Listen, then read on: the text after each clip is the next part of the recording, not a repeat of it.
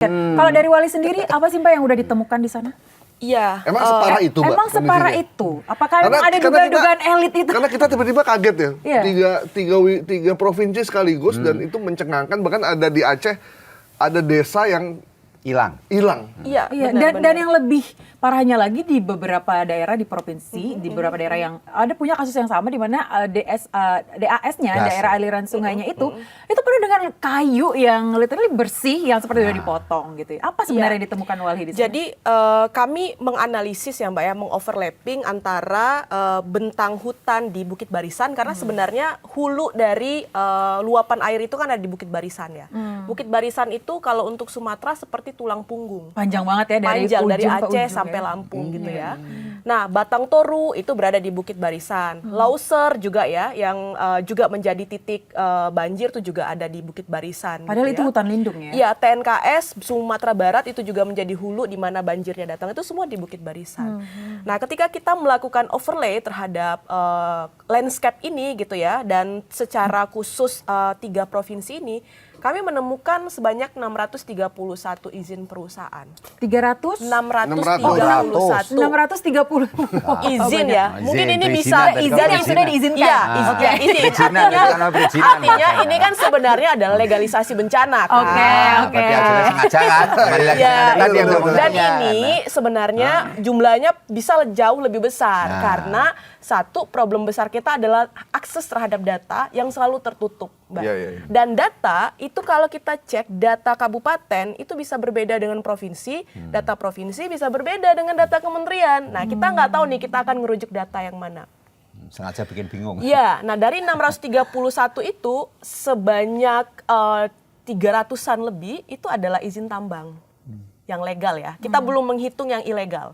Karena di Aceh itu banyak sekali pertambangan ilegal di wilayah-wilayah hulu das yang mana 90% dasnya itu sudah rusak karena aktivitas ilegal dan legal ini gitu ya. Nah, lalu kemudian ada izin sawit gitu ya, dan kemudian ada PBPH, perizinan berusaha pemanfaatan hutan, dan juga ada proyek-proyek energi yang diklaim sebagai energi bersih. Ada PLTA Batang Toru di Sumatera Utara, di Aceh juga ada gitu ya. Nah, jadi akumulasi dari eksploitasi inilah Mbak yang membuat tadi ya secara ekologis kita itu mengalami kerentanan gitu ya. Nah, pertanyaannya kenapa itu terjadi? Tadi saya mau nyambung bahwa dalam kebijakan publik itu kan ada yang namanya corporate capture ya, di mana kebijakan itu bahkan disusun oleh swasta ya, korporasi yang dimana dia harus menjawab kepentingan-kepentingan korporasi. Nah, kita lihat dalam fakta ini bahwa hampir sebagian besar kebijakan kita itu disusun untuk mengakomodasi kepentingan tadi, eksploitasi tadi, bukan untuk memastikan bagaimana keselamatan rakyat ya, bagaimana perlindungan lingkungan yang sebenarnya itu adalah mandat konstitusi. Itu nggak pernah dijalankan oleh pengurus negara kita.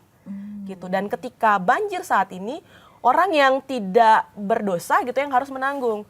Saya bisa jamin Mbak, orang yang penerima manfaat paling besar dari eksploitasi itu tidak tinggal di wilayah itu. Artinya tidak ada pendistribusian dari perusahaan untuk rakyat sekitar. Bukan hanya tidak ada pendistribusian gitu ya, bahkan sekarang kalau kita lihat dalam konteks bencana, penanganan itu kan selalu memakai biaya anggaran negara.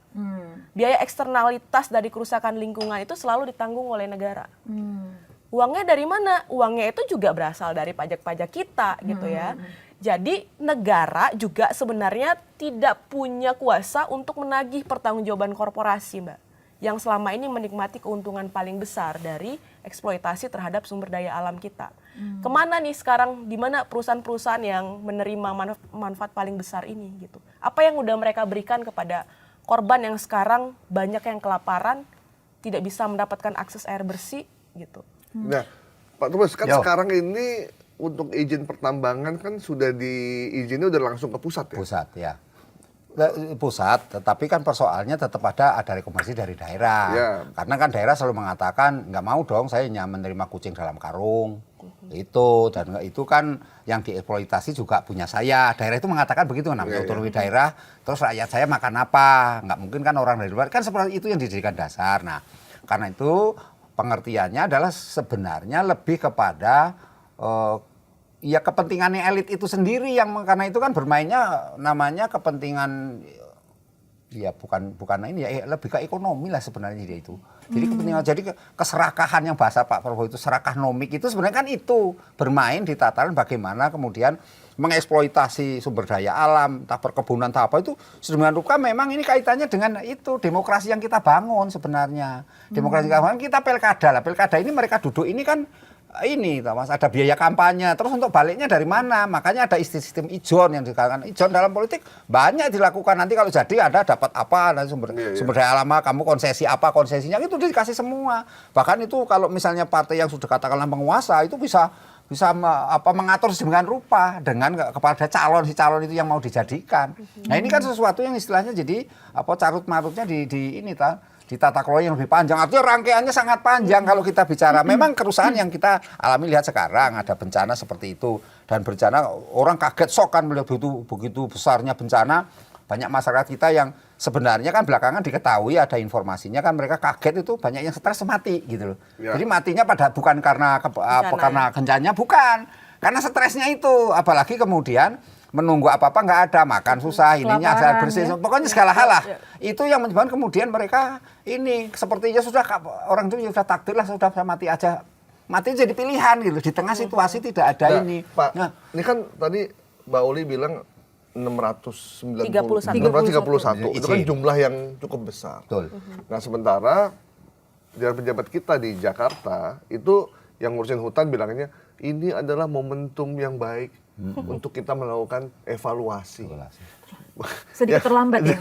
Yang ngurusin tambang juga begitu sama ngomongnya. Ini adalah, tapi kan itu nggak ngasih solusi apa-apa. Memang sebelumnya mereka nggak lihat izin ini masa harus nunggu ratusan orang meninggal dulu baru disebut sebagai kita sedih ya ngelihatnya ya. Kalau korbannya masyarakat yang tidak berdosa, mereka nggak dapat makan, nggak dapat bantuan. Nanti kita akan bahas itu lebih detail. Cuman kita bahas dulu soal ini nih.